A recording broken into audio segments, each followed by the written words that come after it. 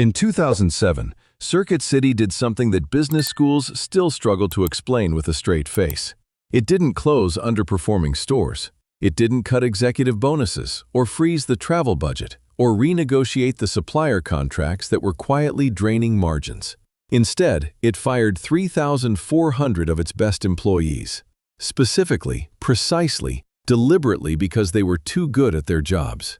These were the salespeople who had earned raises through years of grinding floor work. The associates who could walk a nervous customer through the difference between an entry-level Sony and a mid-range Panasonic without checking a spec sheet. People who had spent 5, 6, 7 years memorizing product lines, learning customer habits, building the kind of quiet institutional knowledge that no training manual ever captures. They were let go in a single coordinated sweep on a single March morning in 2007, escorted out of more than 600 stores across America, replaced within weeks by cheaper workers hired at or near minimum wage. The stated reason, delivered in the kind of bloodless corporate language that makes everything sound inevitable: cost savings. The actual result, the beginning of the end for a company that had once been the most powerful consumer electronics retailer in the United States. That decision wasn't made in desperation. Circuit City wasn't hemorrhaging cash at that particular moment. Its stores were still open and still drawing foot traffic. Its brand name still carried recognition. Its competition was fierce, but not yet fatal. This was a calculated, boardroom-approved, analyst-briefed strategic maneuver. And within 2 years, the company was gone. Filed for Chapter 11 bankruptcy in November 2008, abandoned restructuring efforts by January 2009, liquidated completely by March of that year. 60 years of American retail history erased. So the question isn't just what went wrong in the abstract. The question is specific and almost unbearable. How do you destroy a company from the inside using nothing more than a spreadsheet and the wrong definition of efficiency? To understand what happened in 2007, you have to travel back to 1949, to Richmond, Virginia, to a modest storefront on Broad Street. That's where a man named Sam Wurtzel opened a small television retail shop called Ward's Company.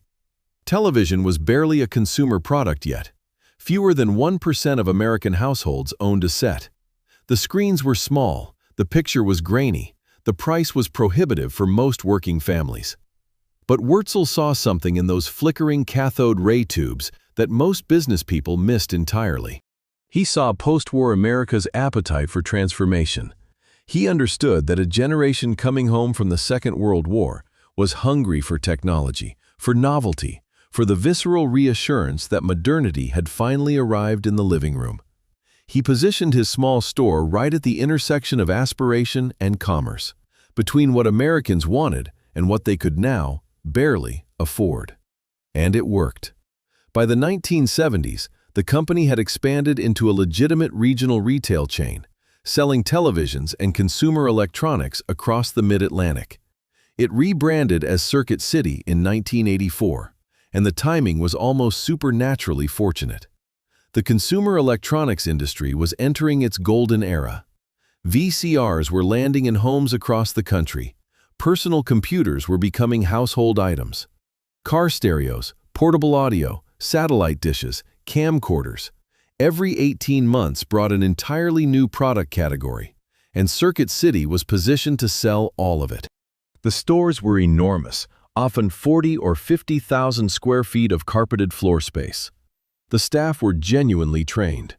And walking into a Circuit City in 1988 or 1992 felt like something. The low hum of 100 televisions, the blue-white fluorescent light bouncing off display walls, the smell of new plastic and electrical warmth, every screen tuned to the same channel, the volume carefully calibrated to impress without overwhelming. It was theater as much as it was retail. By the mid-1990s, Circuit City was generating over $10 billion in annual revenue. It operated more than 600 stores across the continental United States. It was the #2 consumer electronics retailer in the country, sitting directly behind Best Buy, and in many regional markets it was the dominant player. But more than market share, it had something harder to replicate: a reputation. Its salespeople were trained to a standard that was genuinely unusual in big-box retail. They could tell you why a specific amplifier was worth $600 instead of $300. They could walk you through the cabling requirements for a surround sound installation in a room with an irregular floor plan. A confused parent standing in front of a wall of DVD players in 1997, trying to understand which one was worth the extra $40, could get a real answer from a Circuit City associate. That expertise was the brand. That expertise was the competitive moat. And nobody sitting in the corporate headquarters in Richmond, Virginia, seemed to fully understand that until it was already dismantled.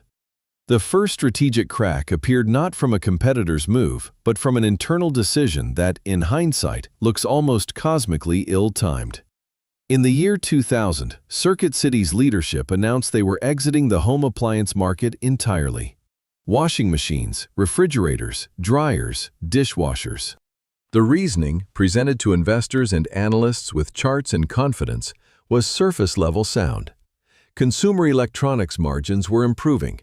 Appliances demanded enormous floor space and generated comparatively thin profit per square foot. Eliminating the category would free up room for flat-panel televisions and home theater systems, which were beginning a steep price decline that would drive explosive mainstream adoption over the next decade. What the leadership team failed to appreciate was what home appliances represented strategically beneath the margin analysis. When a family's refrigerator died on a Tuesday night in suburban Atlanta or Columbus or Sacramento, they didn't go to Best Buy, they came to Circuit City. And while they were standing there, waiting for an associate to write up the paperwork on a new Maytag, they walked past the televisions. They touched the stereo receivers. They let their kids stand in front of the video game displays. Appliances were not just a product line. They were a traffic engine, a reliable source of foot traffic during years when a household might have no particular reason to purchase new electronics. Removing that category didn't just eliminate one revenue stream, it quietly, invisibly, reduced the frequency with which customers entered Circuit City stores. And that reduction wouldn't register clearly on any income statement for several more years. Meanwhile, Best Buy was moving in precisely the opposite direction. It was expanding its footprint aggressively, opening larger format stores with wider product selections and dramatically improved customer experience design. It was investing in Geek Squad, its in-home installation and repair service division, which gave customers a reason to maintain a relationship with the brand long after the point of sale. Best Buy was building something that Circuit City seemed incapable of building in those years, a sense of momentum, a feeling that you were shopping somewhere that understood where consumer technology was going. By the early 2000s, Best Buy had not merely overtaken Circuit City in total revenue, it had overtaken it in cultural relevance. Circuit City was becoming the place you went if Best Buy was too far away. That distinction is subtle in language and catastrophic in retail. By 2005, Circuit City was in genuine difficulty, though not yet in freefall. Same-store sales had plateaued and were beginning to decline. The stock price, which had touched $50 in 2005, was softening. The board recruited Philip Schoonover as chief executive in 2006, a former Best Buy executive who had spent years on the inside of the company Circuit City most needed to understand.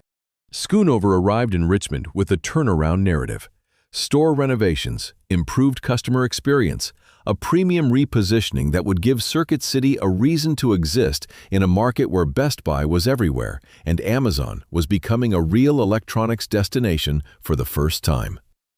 The board was cautiously optimistic. Analysts gave him the customary grace period. And then, the financial pressure that had been building for half a decade began demanding faster answers. The cost structure at Circuit City in 2006 and early 2007 was genuinely unsustainable relative to its revenue trajectory. The company was running on thin margins in an increasingly competitive landscape, and Wall Street was pressing for visible action. The instinct, deeply human, entirely understandable, and almost always wrong in knowledge-intensive businesses, was to find a number large enough to matter and eliminate it. In big-box retail, the largest controllable cost is always labor. So that is where the axe fell. In March 2007, Circuit City announced to the financial press that it was laying off approximately 3,400 store associates across its network. The company was explicit, almost clinically so, about the reason. These employees were earning above the established pay range for their positions. Some were making $14 or $15 an hour, at a time when the company's new hire rate was closer to $9. The plan was straightforward. Remove the expensive employees, hire replacements at lower wages, and bank an estimated $140 million in annual savings. The stock moved up slightly on the day of the announcement.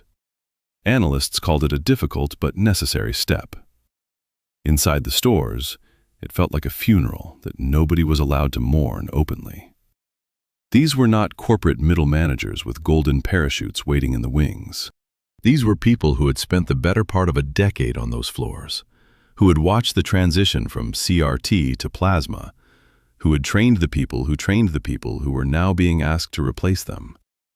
They received no severance commensurate with their tenure. Many had 60 or 90 days before their positions were eliminated, long enough to train their cheaper replacements before being shown the door. The corporate memo described it as a workforce realignment. On the floor, it felt like something far more precise, a punishment for being good at the job for too long. What happened in the months following the March 2007 layoffs was entirely predictable in retrospect, and apparently unanticipated by everyone in the Richmond headquarters who had signed off on the plan. Customer satisfaction scores fell sharply. The new associates, earnest and minimally trained, didn't know the products in any meaningful depth. They couldn't explain the practical difference between 720p and 1080i at a moment when consumers were standing in aisles deciding whether to spend $2,000 or $4,000 on their first flat-panel television. They couldn't troubleshoot a home theater receiver installation over the phone or recommend the right HDMI cable gauge for a given run length. The knowledge that had lived in those 3,400 employees, accumulated over years of customer interaction and product training, simply evaporated. And the customers who had relied on that knowledge noticed immediately. Same-store sales, which had already been declining, accelerated downward through the spring and summer of 2007. The $140 million in projected savings was not merely offset, it was overwhelmed. Post-bankruptcy research and internal financial analysis both pointed to a direct statistical relationship between the March layoffs and the deterioration in comparable store sales across the following 6 quarters. Circuit City had not cut a cost. It had dismantled its own value proposition and replaced it with nothing distinguishable from any other box of products on a carpeted floor. And customers, given the choice between Circuit City and Best Buy for a significant electronics purchase, began choosing Best Buy in numbers that no promotional campaign could reverse. Then came September 15, 2008. Lehman Brothers filed for Chapter 11, the largest bankruptcy in American history to that point. The credit markets froze within hours. Consumer confidence, already softening through the summer, fell off a cliff. American households stopped purchasing discretionary items with a speed and totality that retailers had not seen since the early 1980s. Every consumer electronics retailer felt the impact immediately and severely, but Circuit City felt it differently. It was absorbing a macroeconomic earthquake while already standing on cracked foundations. The customer loyalty that might have carried it through a temporary crisis, the loyalty built over decades by knowledgeable salespeople who made customers feel helped rather than processed, had been systematically surrendered 18 months earlier for $140 million that never fully materialized. When the crisis hit, customers who once might have defaulted to Circuit City out of long habit chose Best Buy or chose Amazon, which was accelerating its electronics business at precisely this moment with faster shipping, better search, and prices that were increasingly difficult to argue with. Circuit City filed for Chapter 11 bankruptcy protection on November 10, 2008. The filing listed approximately $3.4 billion in assets against $2.3 billion in liabilities. There was still, on paper, a theoretical path to survival. The company intended to close roughly 150 underperforming locations, renegotiate leases, restructure vendor relationships, and emerge as a smaller, leaner operation. The logic was defensible. The timing was not. The credit markets in the final months of 2008 were not a place where wounded retailers found rescue financing. Debtor-in-possession lending, the mechanism that keeps bankrupt companies operational while they restructure, was essentially unavailable at any cost that made economic sense. Vendors, watching the bankruptcy proceedings with their own survival in mind, tightened payment terms. Customers, uncertain whether gift cards would be honored, stopped buying them. The spiral had its own gravity. By January 16, 2009, it was finished. Circuit City announced that it would liquidate all remaining 567 stores. The going out of business signs went up in shopping centers from Tampa to Seattle, from suburban Phoenix to the strip malls of northern New Jersey. The yellow sale banners, the picked-over shelves, the associates standing near emptying display cases, answering questions about products that would be gone in weeks regardless. By March 8, 2009, the last Circuit City had closed. 36,000 people had lost their jobs. Not 3,400, 36,000. The attempt to save money by eliminating the best workers had ultimately cost every single worker their position. Philip Schoonover had resigned in September 2008, 2 months before the bankruptcy filing, walking away with a severance arrangement valued at several $1 million. The 3,400 associates who had been let go in March 2007 for earning too much received no such cushion. Many of them, in a dark and precise irony, had turned out to be the fortunate ones. They had 1.5 years to find new employment before the broader collapse of consumer discretionary retail made that search significantly harder. What Circuit City left behind wasn't only the empty storefronts that sat dark and dusty in strip malls for years after March 2009. Those hollow, glass-fronted spaces that would take half a decade to fill in some markets. It left behind a case study in the difference between cost and value, between the number on a spreadsheet and the thing that the number was supposed to represent. $1 saved on labor is not equivalent to $1 earned in revenue, because labor in a knowledge-intensive sales environment is not a neutral input. The person standing on the floor in a consumer electronics store, in a category where products are technically complex and customers are genuinely confused, is not overhead. They are the product. They are the reason a customer drives 20 minutes to your store instead of 20 minutes to the identical store selling the identical television at the identical price. The deeper pattern here is about what happens when financial logic colonizes strategic thinking so completely that the financial model stops describing the business and starts replacing it. Circuit City's leadership in 2007 was not composed of incompetent people. They were facing a real cost problem with real financial pressure and genuinely limited options. But somewhere in the process, they stopped asking the question that actually mattered. What do customers value about us specifically, and how do we protect that at all costs? They replaced that question with a simpler one. Where is the largest number on this line of the income statement, and how do we reduce it? Those are not the same question.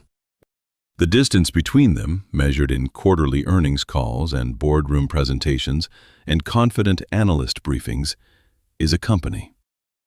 There is a version of Circuit City's story where it survives. It requires a leadership team in 2007 that understood what they actually had. The answer was standing on the sales floor, wearing a name tag, earning $14 an hour, and knowing without hesitation why one television was worth twice the price of the one sitting next to it. That was the asset. That was the moat.